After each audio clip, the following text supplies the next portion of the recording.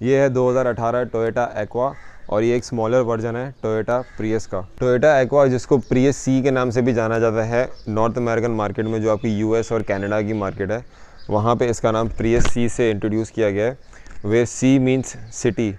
और ये एक रीडिज़ाइन थर्ड जनरेशन प्रियस है, but in a sub compact hatchback B segment की गाड़ी है और it is a fully hybrid car और ये बेस करती है थर्ड जनरेशन टोयोटा विट्स की प्लेटफॉर्म पे। इस गाड़ी को डिज़ाइन करने का जो बेसिक मकसद था वो यंगस्टर्स को कैप्चर करना था, जो लेट मिलेनियल्स और अर्ली जनरेशन जी के जो लोग थे, जो बिल्कुल यंग और दे वर अंडर 25 और 25 की जो एज में थे, उनको अट्रैक्ट करना था। The idea was to sell this car to a urban commuter जो अर्बन में चलाते हैं गाड़ी, जो शहर के अंदर और शहरी इलाकों में मेट्रो सिटीज़ में चलाते हैं, उनके लिए गाड़ी डिज़ाइन की गई थी for frequent start and stop. Aqua एक स्मॉलर वर्जन है प्रियस का and it gives an smart urban driving with style and looks, जो आपको एक कन्वेंशनल प्रियस में नहीं मिलता। अगर आसान लफ्ज़ों में समझाऊँ तो प्रियस को चलाने वाला एक 45 से 50 साल का अंकल होंगे और एक्वा को चलाने वाला अपने 20s में होगा। एक्वा जापान में सन 2011 के दिसंबर में लॉन्च की गई थी और ठीक 3 साल की बेहतरीन सेल्स के बाद 2014 के दिसंबर में इसको एक पहला फेसलिफ्ट मिला था, जिसमें माइनर चेंजेस लाइट्स में किए गए थे आगे और पीछे, और एक फ्रंट बम्पर चेंज किया गया था। और दूसरी उसमें चीज़ ये की गई थी कि जो एक्स अर्बन पैकेज था वो उसमें ऐड ऑन किया था, वो एक क्रॉसओवर टाइप था, उसकी जो फेंडर फ्लेयर्स लगे हुए थे, बॉडी किटेड वाला वेरिएंट था। उसके बाद 2017 में इसको एक दूसरा फेसलिफ्ट मिला, ये जिसका मैं रिव्यू कर रहा हूँ, ये सेकंड फेसलिफ्ट वाली गाड़ी है 2017 में जो इसका फेसलिफ्ट आया था। और उसके बाद उसका जो फ्रंट बम्पर है वो एक्सटेंड किया गया है, वो एक बोल्डर, अट्रैक्टिव और एक स्पोर्टी डिज़ाइन आ गया उसमें। गाड़ी की अगर फ्रंट पे आ जाए तो एट फर्स्ट ग्लैंस अगर आप इसको देखें तो इसकी जो लाइट्स हैं वो स्पोर्टेज से बहुत मिलती जुलती हैं, बिल्कुल यही डिज़ाइन है उसका भी, स्पोर्टेज का भी पीछे तक एक्सटेंडेड है और इसी शेप में बनी हुई है वो भी। और इसका जो हुड का डिज़ाइन है, ये जो कैरेक्टर लाइन जा रही है हुड से यहाँ से, ये बिल्कुल स्पोर्टेज से मिलता जुलता है। सेकेंडली इसका जो ये फ्रंट बम्पर है उसका जो ये डिज़ाइन है बीच वाला, ये सारा, ये अगर आप नोट करें तो ये टोयोटा की हर गाड़ी में ऐसा होगा, चाहे वो ग्रैंडे हो, एक्जियो हो गई, फील्डर हो गई, कैमरी हो गई। तो ये जो डिज़ाइन फ़िलासफ़ी है ये कैटमरान शेप है पानी की, जो पानी में चलती है, इसके बीच का ऐसा हॉल होता है और साइड से उसके डंडे होते हैं, उस पर वो पानी में चलती है। तो ये उस डिज़ाइन फ़िलासफ़ी के तहत टोयोटा ने बनाई है और इससे ये टोयोटा पोर्ट्रे करना चाह रही है अपनी गाड़ियों में कि इनकी गाड़ियों में लो सेंटर ऑफ ग्रेविटी है और इनकी जो रोड प्रेजेंस है वो बड़ी वाइड एंगल्ड है। गाड़ी की जो हेडलाइट्स हैं वो बाई बीम प्रोजेक्शन है, बट उसमें हैलोजन लगा हुआ है, तो इसमें जो पार्किंग बल्ब है वो भी हैलोजन है और जो आपका इंडिकेटर है वो भी हैलोजन है। गाड़ी में फॉग लैंप्स नहीं आते और गाड़ी का जो फ्रंट बम्पर है वो काफ़ी हद तक अपने प्री फेस लिफ्टेड मॉडल से एक्सटेंडेड है और इसमें बहुत सारे एरोडायनामिक कर्व्स भी हैं। गाड़ी का जो बैक है that is way much thicker than the front. ऐसा लग रहा है मुझे कि गाड़ी स्क्वाट्स कर रही है, अगर आप गौर से देखें तो नीचे से ऐसे फैली हुई है, स्क्वाट्स कर रही है गाड़ी। एनीवेज, ऊपर एक शार्क फिन एंटीना है और फिर उसके बाद स्पोर्टी किस्म का स्पॉयलर है, उसमें हाई माउंटेड ब्रेक लैम्प लगा हुआ है। और यहाँ पे अगर आप देखें तो इसकी टेल लाइट्स में जो इंडिकेटर वाला पार्ट है दैट इज़ हैलोजन बल्ब।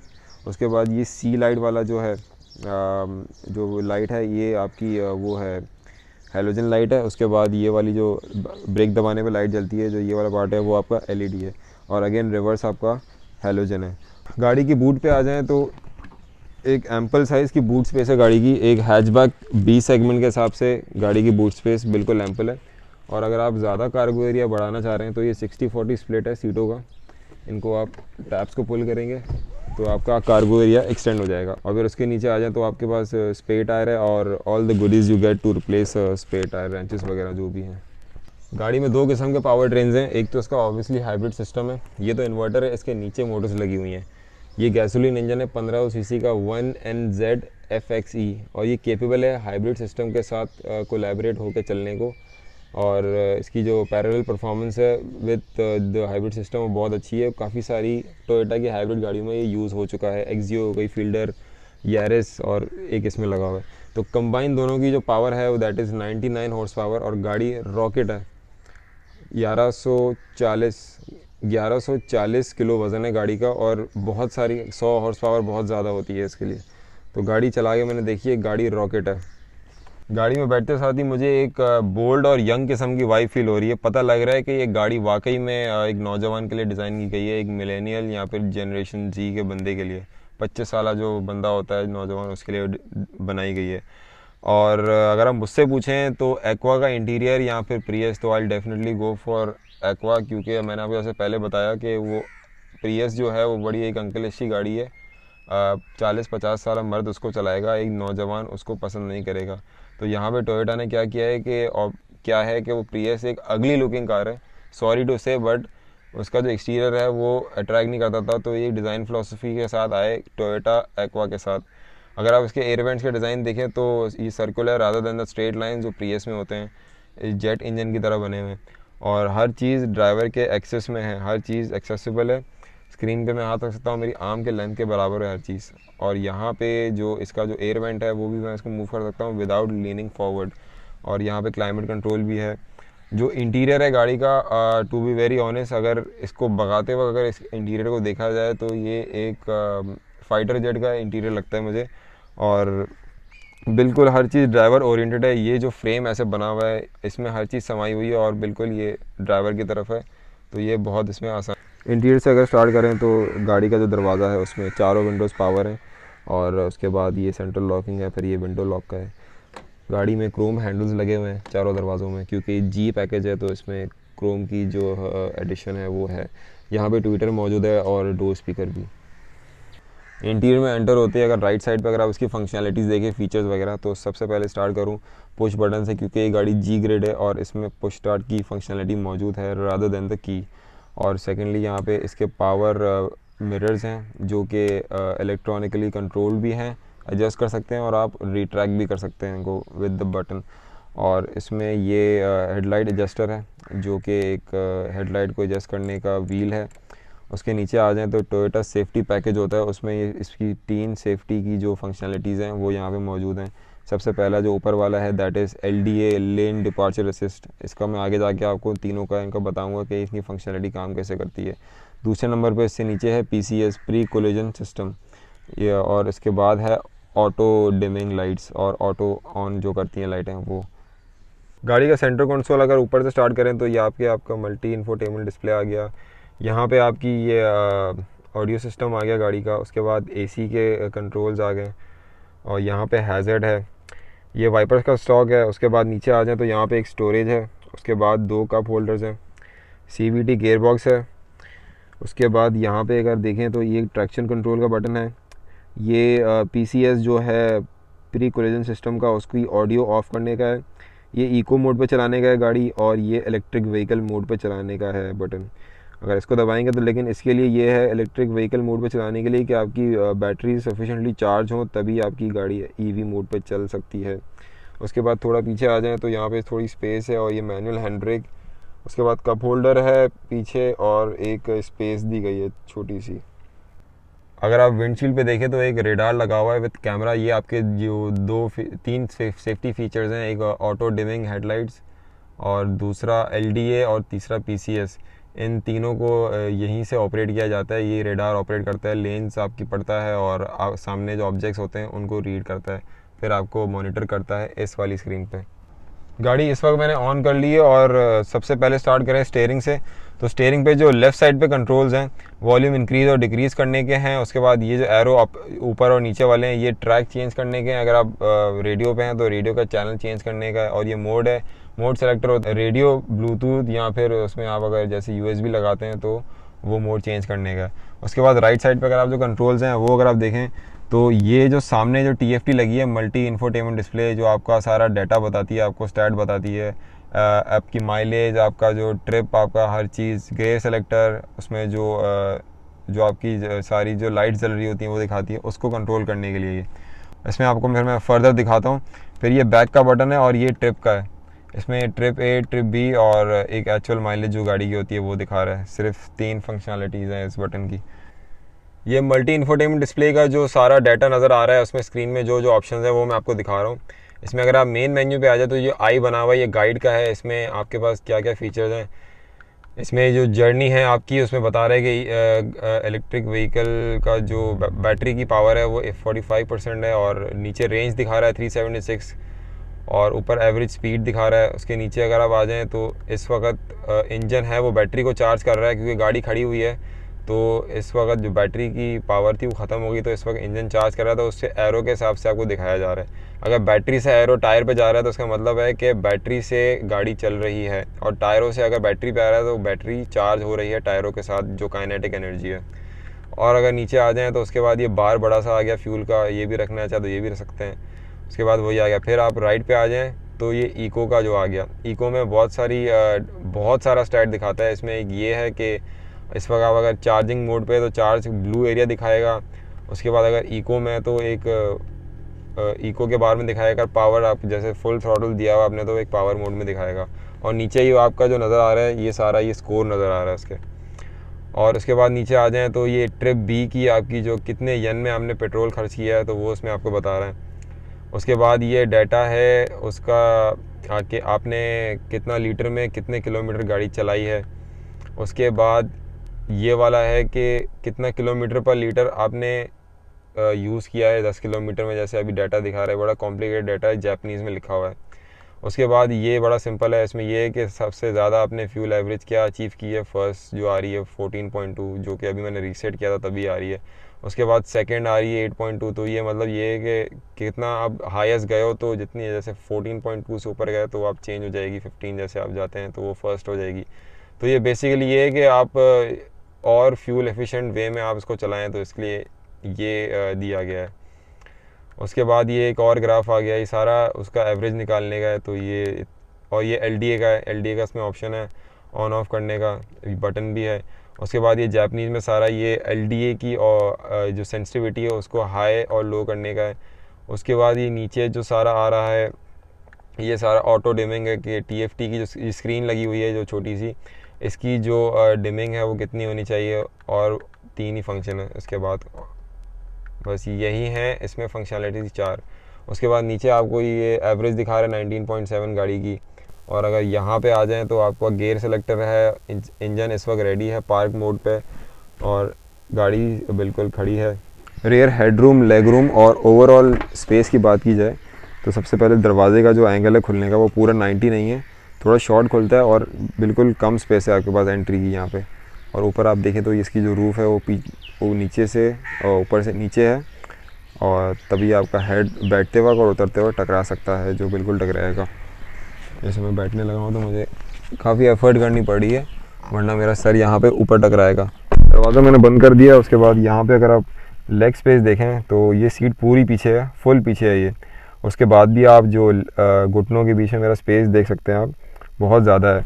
और ये पीछे की जो सीट्स हैं ये एक बकेट टाइप सीट्स हैं, तो आप जब बैठते हैं तो उसके बाद तो एक बिल्कुल रिलैक्स फील होते हैं, बिल्कुल एक टक्ड इन हो जाते हैं आप इसमें। और फिर यहाँ पे आर्मरेस्ट की जगह भी है, तो पीछे का जो स्पेस है वो काफ़ी अच्छा है। यहाँ पे मेरे साथ एक और बंदा बैठ जाएगा, अगर यहाँ पे एक और बंदा बैठ गया, 3 बंदे, तो ये बड़ी मुश्किल हो जाएगी।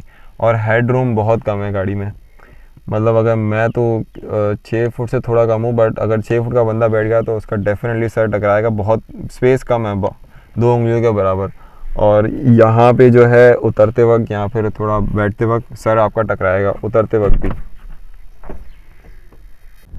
गाड़ी की AC की बात की जाए तो गाड़ी का AC बहुत अच्छा है, इसकी थ्रो बहुत अच्छी है, एट द सेम टाइम इसकी चिलिंग भी काफ़ी हद तक अच्छी है, इलेक्ट्रिक मोड में भी और इंजन मोड में भी बहुत अच्छी है।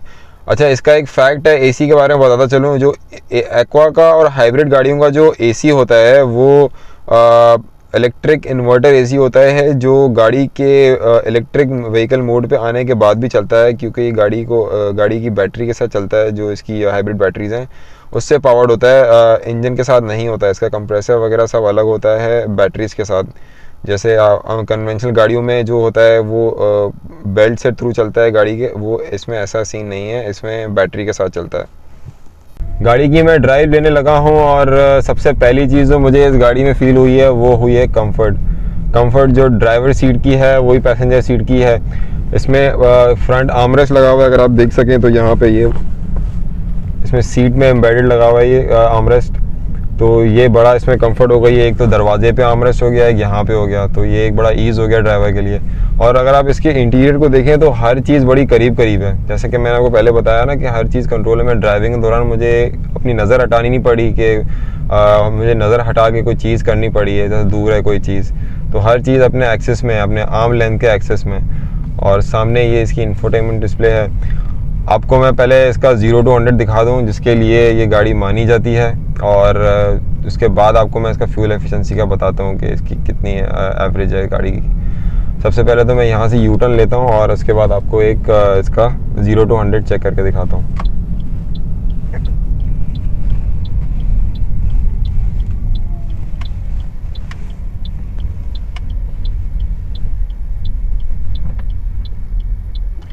मेरे ख्याल से ये रनवे सही रहेगा इस गाड़ी के लिए।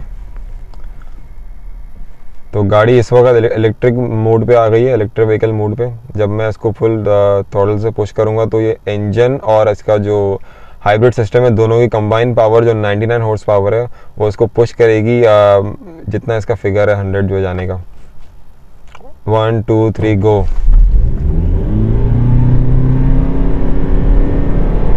एक बिल्कुल पुश आती है, आप बिल्कुल सीट के अंदर एम्बेड हो जाते हैं जब एक जैसे एक्सीलरेटर देते हैं आप। जितनी जल्दी 100 पे जाती है उतनी जल्दी 100 से 0 पे भी आ जाती है गाड़ी। और ये जो मैं ब्रेकिंग कर रहा हूँ, जैसे अब इलेक्ट्रिक व्हीकल का ये भी सीन है कि जब आप ब्रेकिंग कर रहे होते हैं, हार्ड जितनी हार्ड ब्रेकिंग आप कर रहे हैं उतना बैटरी जल्दी चार्ज होगी। और वैसे भी ब्रेकिंग कर रहे हैं तो इसमें ये होता है कि काइनेटिक एनर्जी जो गाड़ी की है वो क्या कहते हैं, कन्वर्ट होके उसमें जो इसके इन्वर्टर है उसको बैटरी को चार्ज करते हैं। और at the same time engine power wheels को भी देता है और बैटरी को भी चार्ज करता है। लेकिन ब्रेकिंग में आपकी जो मैकेनिज्म लगा हुआ है जो ब्रेकिंग में, वो आपकी बैटरीज को भी चार्ज करता है। गाड़ी के सस्पेंशन की बात की जाए तो सस्पेंशन गाड़ी का बिल्कुल स्टिफ है, मतलब स्टिफ एज इन के अर्बन रोड्स पर चलाने वाला सस्पेंशन है, खड्डों पे चलाने वाला नहीं है। मैं नहीं समझता कि इसको कच्चे रास्तों में चला के इसकी सस्पेंशन रुल जाएगा वैसे। अच्छा, सबसे इम्पॉर्टेंट चीज़ है इस गाड़ी की, जिस वजह से गाड़ी बनाई गई है, वो है इसकी फ्यूल एवरेज। गाड़ी की जो फ्यूल एवरेज है वो इस वक्त मुझे 19.7 शो कर रही है, और मैं मुसलसल गाड़ी को जो है वो शूट दे रहा हूँ और चला रहा हूँ, तो उस हिसाब से मुझे 19.7 दे रही है। इसका मतलब ये होगा कि वेरी हैवी फुट पे चल रही है, बहुत ही ज़्यादा हैवी फुट पे चल रही गाड़ी, तब 19.7 दे रही है। उसका मतलब है कि अगर मैं उसको लाइट फुट पे चलाऊँगा तो गाड़ी मुझे देगी आराम से, जैसे मैंने उस दिन चलाया था तो 21 से लेके 24 के दरमियान दे रही थी। वेरी करते हैं आप कितना एक्सीलरेटर दबा रहे हैं और आपका ड्राइविंग स्टाइल क्या है। गाड़ी का जो इंटीरियर मुझे नज़र आ रहा है, जो केबिन है, जैसे आप गाड़ी भगा रहे होते हैं तो एक सुपरा का जैसे इंटीरियर है ना, बिल्कुल ड्राइवर ओरिएंटेड, और जैसे जेट का इंजन होता है बिल्कुल वैसी फील आती है। ऐसा लग रहा है कि सब कुछ आपके लिए बना है, आप ही इसको यूज़ करेंगे और कि आप ही से कम्युनिकेट कर रही हैं सारी चीज़ें। ये विजिबिलिटी का जो इशू है उस गाड़ी में पीछे की तरफ है। जो इसके पीछे के पिलर्स हैं, सी पिलर्स, वो बहुत थिक हैं, उसके बड़े होने की वजह से जो पीछे का शीशा है वो बहुत छोटा रह गया। और अगर पीछे मैं देख रहा हूँ इस वक्त, तो मुझे जो पीछे हेडरेस्ट है 3, उनकी वजह से भी विजिबिलिटी का बड़ा मसला हो रहा है। मैं पीछे देख नहीं पा रहा हूँ, मुझे कुछ भी दिख नहीं रहा है इतना ख़ास। और आगे की विजिबिलिटी तो बहुत अच्छी है, क्वार्टर पैनल्स में क्वार्टर ग्लास लगे हुए हैं इसमें, उनसे भी आप उससे क्या होता है कि ब्लाइंड स्पॉट आपका वो जो है ख़त्म हो जाता है। अब मैं आपको इसके जो 3 जो हैं टोयोटा सेफ्टी सेंस के जो फीचर्स हैं, जो सेफ्टी के लिहाज से टोयोटा ने इसमें ये पैकेज में आए हैं। इसमें पहली चीज़ है वो LDA है, जो लेन डिपार्चर अलर्ट है।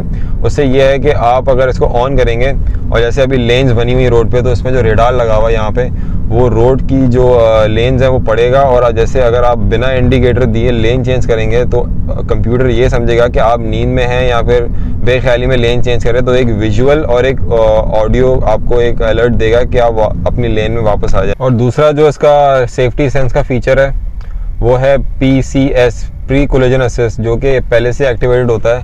उसका मेन फंक्शन ये है कि जब भी कोई पेडेस्ट्रियन या कोई ऑब्जेक्ट गाड़ी के नज़दीक आ रहा हो और ड्राइवर जब ब्रेक नहीं लगा रहा हो, तो वो एक क्या कहते हैं विजुअल और एक ऑडियो की आवाज़, आपको एक बीप सी आएगी आपको गाड़ी में, आपको अवेयर करने के लिए कि सामने कोई चीज़ आ गई है। तो आप ब्रेकिंग जब करेंगे तो आपको ब्रेकिंग में वो असेस करेगा, मतलब आप जितनी हार्ड ब्रेकिंग करेंगे उस हिसाब से वो आपके साथ असेस करेगा। अब जैसे सामने वो देख रहे हैं आप कंक्रीट के बैरियर्स रखे हुए हैं, मैं कोशिश करूँगा कि उन पे थोड़ा स्पीड पे लेके जाके आपको दिखा सकूँ कि किस तरह गाड़ी एक बीप करती है विजुअल, और ऑडियो इफेक्ट दिखाती है गाड़ी, अलर्ट करती है ड्राइवर को बेसिकली। ये ब्रेकर के बाद मैं कोशिश करूँगा कि यहाँ पे ये जैसे आपने देखा कि गाड़ी ने रेड कलर की अलर्ट दिखाई और उसके बाद एक एंटी स्लिप का फंक्शन ऑन हो गया। तो उसमें गाड़ी जब एक ब्रेकिंग करते हैं हार्श तो उसके साथ आपको गाड़ी असिस्ट करती है ब्रेकिंग में भी। तो ये दो मेन सेफ्टी फीचर्स है गाड़ी में, एक तो LDA हो गया और दूसरा ये PCS। और गाड़ी में क्रूज़ कंट्रोल का ऑप्शन भी मौजूद है, आप ये देख सकते हैं। तो इसको लगाने के लिए पहले मैं इसको सेट करूँगा, उसके बाद स्पीड एटलीस्ट होनी चाहिए 40 से ऊपर, तब आपका क्रूज़ कंट्रोल लगेगा। तो ये मैं सेट कर देता हूँ, ये सेट हो गया है। और उसके बाद मैंने पैर हटा दिए हैं, बिल्कुल पीछे कर दिए पैर, और गाड़ी 48 पे। अगर मैं इसको कंट्रोल करना है, स्पीड मुझे ऊपर करनी है तो डिक्रीज़ या इंक्रीज़ करनी है, तो मैं यहाँ से इसको जो स्टॉक है उसको ऊपर करूँगा तो स्पीड इंक्रीज़ होगी, और ब्रेक जब दबा दूँगा तो कैंसिल हो जाएगी। और इसमें भी कैंसिल करने का ऑप्शन है। टोयोटा एक्वा जापान की बेस्ट सेलिंग कार रह चुकी है 2013 ईयर की। 14, 15, 16 में सेकंड आ गई थी, और लास्टली भी 2017 में होंडा फिट ने इसको रिप्लेस कर दिया था, फिर ये सेकंड नंबर पे आ गई थी। तो कंसिस्टेंटली 4 साल इसने होंडा फिट को बहुत टफ कंपटीशन दिया है ऊपर आने में, टॉप सेलिंग में। तो ये था आज का review. If you like this video, give this video thumbs up, और I will see you in the next one.